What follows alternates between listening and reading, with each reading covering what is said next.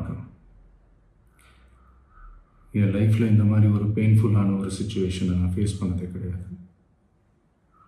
மனசு முழுக்க வலி வலி மட்டும்தான். இந்த சுற்றுப்பயணத்தில் என்னென்ன மக்கள் பார்க்க வராங்க, அதுக்கு ஒரே ஒரு காரணம் தான் அவங்க என் மேலே வச்சிருக்கிற அன்பும் பாசம். அந்த அன்புக்கும் பாசத்துக்கும் நான் எப்பவும் கடமைப்பட்டிருக்கிறேன்.